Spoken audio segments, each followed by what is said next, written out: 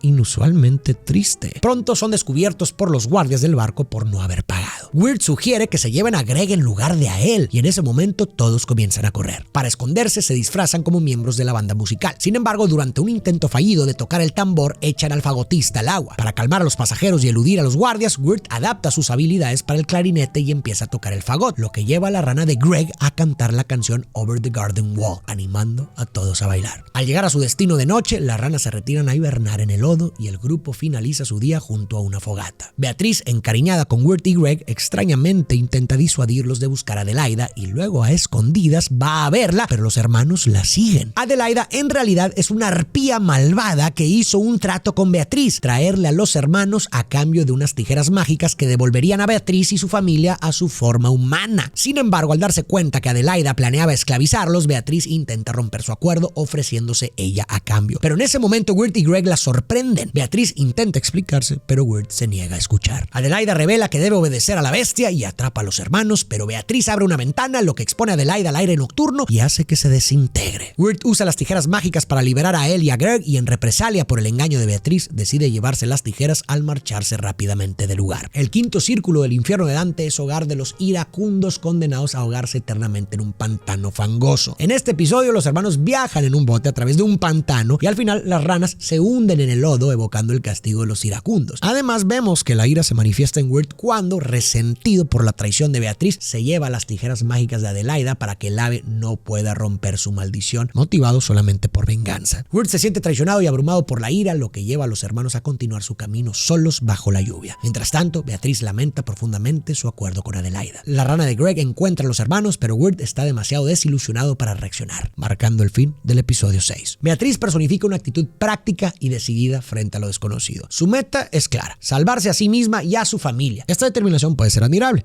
pero también conlleva riesgos. Como vimos, esta rigidez puede llevar a ignorar las consecuencias de los medios que empleamos para lograr nuestros fines. Al principio, Beatriz está tan centrada en su meta que se muestra dispuesta a lograrla a cualquier costa, actuando de manera grosera y manipuladora. Esto contrasta con la Beatriz de Dante, que instruye a Virgilio para guiar a Dante, mientras que la Beatriz engaña a Greg. Sin embargo, ahora que se ha enfrentado a las consecuencias de sus actos, nuestra Beatriz experimentará un cambio que la acercará más a la Beatriz de Dante. La veremos más empática y determinada a ayudar sinceramente a los hermanos, y con el tiempo veremos si esta nueva actitud la ayuda o no a alcanzar su objetivo. En el capítulo 7, Greg pregunta a Wirt si tiene un plan para regresar a casa. Wirt asegura que tiene uno, pero que Greg no está obligado a seguirlo. Mientras caminan, se encuentran con el leñador, quien advierte que la bestia está tras los chicos. Sin embargo, los hermanos no le creen y huyen creyendo que él es la bestia. En ese momento aparece la verdadera bestia, diciendo al leñador que deben hablar. Los hermanos, huyendo de la lluvia, entran en una casa aparentemente abandonada donde conocen a Lorna y ven una cesta de tortugas negras. Ella les advierte que se escondan porque su tutora, la tía Susurros, está llegando y los hermanos entran en la cesta. Al entrar, Susurros percibe un olor a niños y usa una campana mágica para hipnotizar a Lorna, preguntándole si ha entrado alguno. Lorna le indica la cesta, pero cuando Susurros nota las tortugas, cree que el olor viene de ellas. Entonces ordena a Lorna limpiar el suelo, explicando que la mantiene ocupada para evitar que se vuelva malvada, y se retira a dormir. Wirt y Greg, saliendo de su escondite, deciden ayudar a Lorna a limpiar, planeando escapar juntos. Pero Greg y su rana despiertan a la tía Susurros, quien inmediatamente intenta hipnotizar a su sobrina, pero se da cuenta que su campana ha desaparecido. Acto seguido, los hermanos y Lorna se ocultan en un armario, pero Susurros les advierte sobre el peligro de estar cerca de Lorna. Repentinamente, Lorna se transforma en una figura demoníaca, revelando que es ella quien devoraba a las personas y que la tía Susurros la mantenía ocupada para controlar su lado maligno. Wirt y Greg escapan por la ventana y cuando Lorna se acerca, Greg sacude a su rana, que empieza a brillar porque había tragado la campana mágica. Wirt entonces, con otra muestra de determinación, ordena al espíritu maligno que libera a Lorna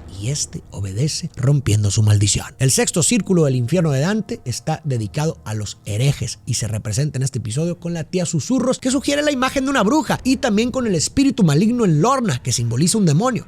Tanto brujas como demonios están tradicionalmente asociados con la herejía. La tía Susurros se alegra de que Lorna ya no esté poseída, pero se siente triste al pensar que ya no la necesitará para cuidarla. Sin embargo, Lorna decide quedarse con su tía, afirmando que es su familia. Al despedirse, la tía Susurros advierte a Wirt y Greg sobre su hermana, Adelaida, sin saber que ella ya ha muerto. De regreso en el bosque, Wirt comienza a dudar de encontrar el camino a casa, pero Greg lo anima a seguir adelante. Al mismo tiempo, la bestia confronta al leñador por tratar de advertir a los niños, cuestionando si valora más a su hija que a los hermanos. El leñador argumenta que las almas de los niños no deben tratarse como monedas e insiste en que debe haber otra manera, pero la bestia afirma que solo hay una manera, la suya. En el capítulo 8, los hermanos navegan por un río hasta llegar a tierra. Desanimado y perdiendo la esperanza de volver a casa, Wirt culpa a Greg por su situación y se duerme bajo un árbol. Ante esto, Greg desea asumir el liderazgo y toma una siesta junto a Greg, esperando soñar una buena forma de llevarlos a casa. Greg sueña que llega a Ciudad Nubosa, donde dirige una banda musical y aprende a ser líder. Durante la canción libera accidentalmente al viento del norte, pero después de una breve lucha lo atrapa en una botella, salvando la ciudad. La reina de las nubes le ofrece un deseo por su hazaña. Greg desea volver a casa, pero le explican que Wirt no puede regresar porque está demasiado perdido, mostrándole una imagen de él rodeado por ramas. La reina le explica que la bestia lo ha reclamado. Greg entonces pide que la bestia lo tome a él en lugar de a Wirt. Greg despierta y se despide de un adormilado Wirt para irse con la bestia. Al despertar y darse cuenta de lo sucedido, Wirt corre tras Greg, pero cae en un lago helado. Afortunadamente, Beatriz y el pez pescador lo rescatan y Wirt se desmaya en el bote, marcando el fin del episodio 8. El séptimo círculo del infierno es para los violentos y se divide en 3 áreas: violencia contra otros, contra sí mismo y contra la divinidad. En la Divina Comedia, Dante y Virgilio atraviesan un río hacia el bosque de los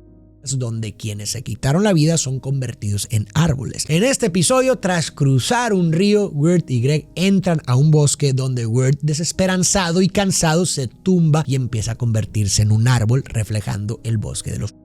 Además, el sacrificio de Greg para salvar a Wirt puede verse como un acto de virtuoso. En el episodio 9 se revela cómo fue que los hermanos llegaron a lo desconocido. Wirt, vestido con ropa moderna, se muestra nervioso en su habitación, lidiando con una cinta que ha etiquetado para Sara. Frustrado, tira la cinta, pero luego la recoge y le da cuerda de nuevo. Luego se pone un disfraz de Halloween usando un gorro de Navidad y una capa de un viejo uniforme de banda de música. Sale de su casa diciendo hacia lo desconocido y se dirige al campo de fútbol americano de su escuela. Greg, saliendo de la casa de la señora Daniels, muestra a Wirt caramelos y una roca que da datos que dice haberse ganado por por realizar trabajos. Al notar que Wirt observa a Sarah, la mascota de la escuela, y lleva una cinta con su nombre, Greg pregunta si quiere dársela, a lo que Wirt responde que sí, pero no puede. Greg entonces toma la cinta y corre hacia Sarah, pero se encuentra con 3 compañeros de Wirt en el camino. Kathleen coge la cinta y al ver que es para Sarah, revela que Jason Funderburker planea invitarla a salir esa noche. Desanimado, Wirt deja el campo y expresa su frustración a Greg, sintiendo que no puede competir con Jason, a quien considera el paquete completo. Acto seguido se da cuenta de que Kathleen no le devolvió la cinta y teme que Sarah y Jason se rían de su contenido de poesía y clarinete. Los hermanos regresan al campo de fútbol, donde Kathleen les dice que puso la cinta en la chaqueta de Sarah. Sarah se marcha en bicicleta y los hermanos la siguen hasta una fiesta de Halloween a la que Wirt teme entrar porque no fue invitado. Sin embargo, Greg entra corriendo y cuando Wirt los sigue, todos lo reciben amablemente. Greg representa una aproximación opuesta a la de Wirt en el manejo de lo desconocido. Confía, y quizás de más, en su capacidad para manejar situaciones nuevas. Para él, la incertidumbre es una aventura, ya sea en una fiesta de disfraces o en un bosque oscuro. Pero su exceso de confianza y optimismo a veces también resulta en decisiones imprudentes que los ponen en peligro. Aún así, Greg es el complemento necesario para la cautela y la inseguridad de Wirt, empujándolo a salir de su zona de confort y a enfrentar desafíos que de otra forma habría evitado, y así equilibra la precaución con la audacia. Dentro, Sarah se alegra de ver a Wirt y lo invita al cementerio con sus amigos, incluyendo a Jason, pero él rechaza la oferta. Al ver a Sarah tomar su chaqueta, Wirt se da cuenta de que no puede recuperar la cinta y entonces decide seguir al grupo al cementerio, escondiéndose con Greg detrás de una lápida que tiene el nombre de Quincy tallado. Wirt observa al grupo riendo con Jason y piensa que a todos les agrada, aunque a Sarah en realidad no le gusta nada. Al ver a Jason acercar su mano a Sarah, Wirt le pide a Greg que cause una distracción. Greg se acerca y finge ser un elefante sin cabeza, divirtiendo a todos en el cementerio. Pero cuando aparece un coche de policía bromeando sobre una reunión de brujas, los chicos huyen. Wirt y Greg trepan un muro y desde allí Wirt ve a Sarah con la cinta. Convencido de que su vida está arruinada, salta con Greg yendo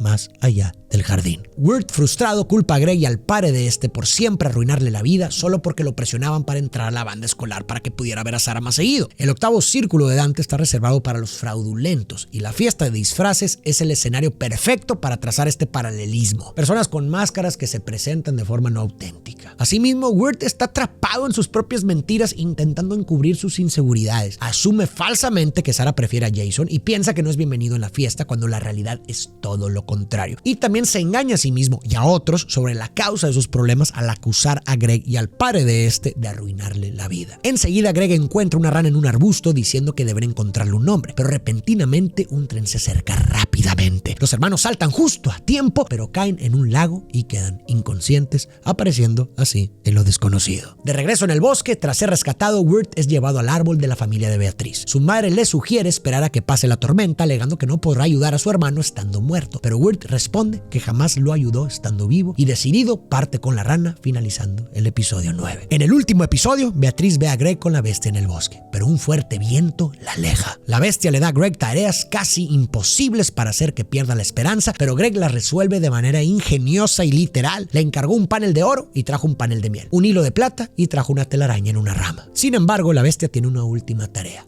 capturar el sol en una taza de porcelana. Greg pone la taza en un tocón para atraparlo al atardecer, pero tiene que esperar en el frío. Empieza a temblar y aunque asegura que nunca se rendirá, poco a poco comienza a sucumbir al frío. El noveno y último círculo del infierno de Dante está destinado a los traidores. Es un lugar helado y desolado donde las almas están atrapadas en hielo. Aquí se encuentra el mismísimo Lucifer, el traidor supremo, y el batir de sus alas genera un viento helado que congela todo a su alrededor. En este último episodio es invierno e inicia con Beatriz siendo arrastrada por un viento helado. Luego la bestia hace que Greg se congele para alimentar su linterna y a continuación veremos cómo engaña a los personajes con promesas falsas de ayuda. Beatriz encuentra a Wirt y le muestra dónde vio a Greg, decidiendo buscarlo juntos. Paralelamente, el leñador intenta hacer aceite de las únicas 2 ramas de madera de Edelwood que le quedan, pero no tiene éxito. Entonces sigue la canción de la bestia y la encuentra. La bestia le dice que tiene un regalo para él y le muestra a Greg atrapado entre ramas, sugiriéndole usar al niño para producir aceite y salvar su linterna. Sin embargo,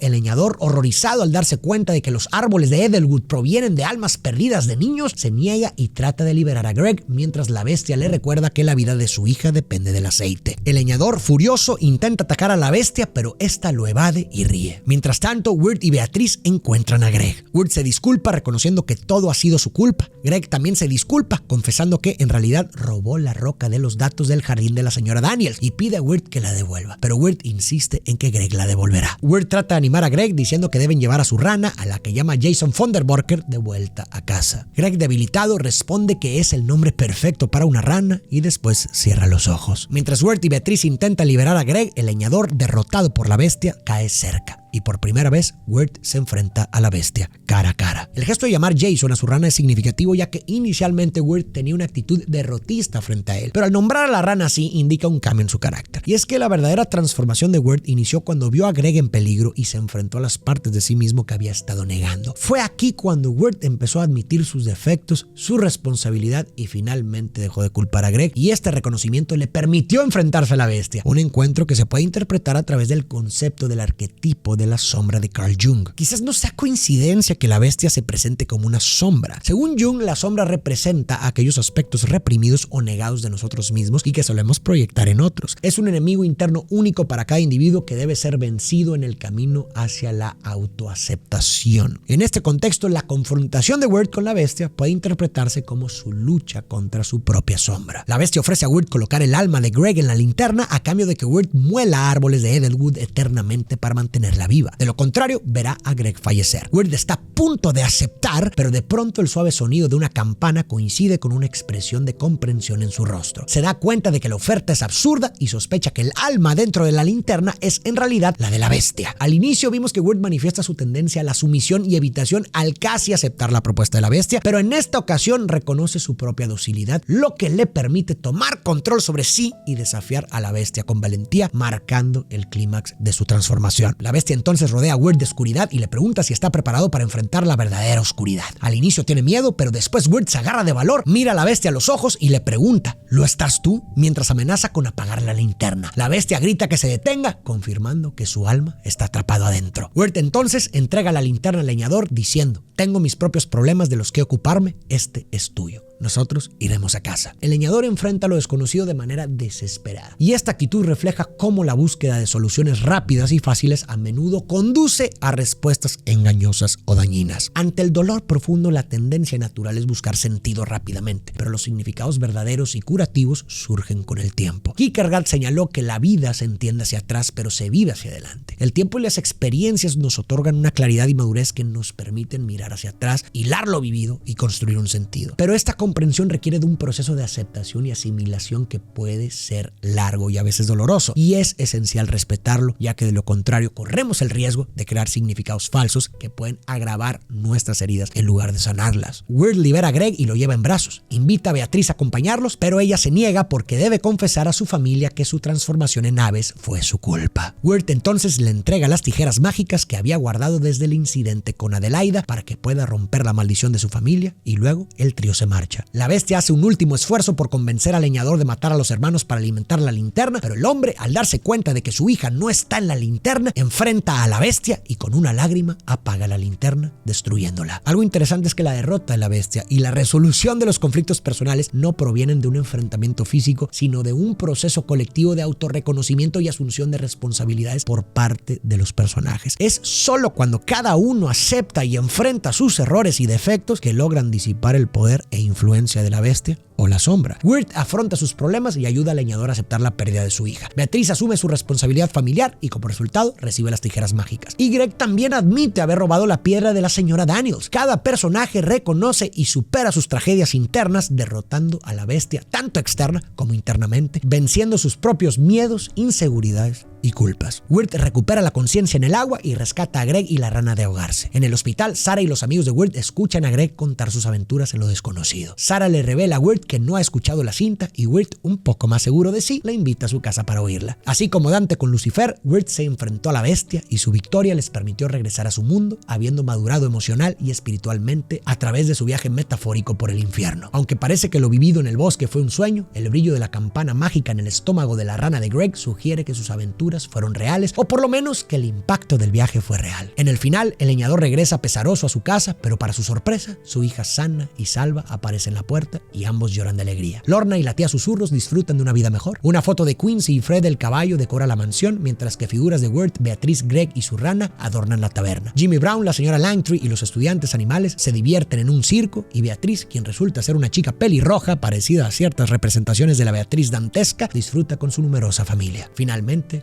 Greg devuelve su roca de datos al jardín de la señora Daniels. Cada uno de nosotros lleva dentro su propio bosque oscuro donde se esconden nuestros desafíos más profundos. Estos monstruos internos adoptan distintas formas según la persona. Miedos, ansiedades, defectos o una sensación de desesperanza. En algún momento, todos hemos sido como Wirt, paralizados por el miedo a cometer errores y arruinarlo todo. Nos vemos abrumados por responsabilidades y problemas que parecen crecer cada vez más, volviéndose intimidantes y aparentemente insuperables, lo que nos lleva a no hacer nada y perdernos en este bosque. Sin embargo, existe una salida, y esta comienza con un paso pequeño, pero sumamente difícil a la vez: reconocer nuestros problemas y actuar. Este paso implica aceptar la responsabilidad de nuestras dificultades y enfrentarlas de frente. No es un proceso fácil, pero es esencial para avanzar hacia una versión de nosotros mismos más fuerte y mejorada. Al final, la iluminación en nuestro bosque personal y por consiguiente la luz que encontramos en nuestras vidas es proporcional a la oscuridad que estamos dispuestos a enfrentar.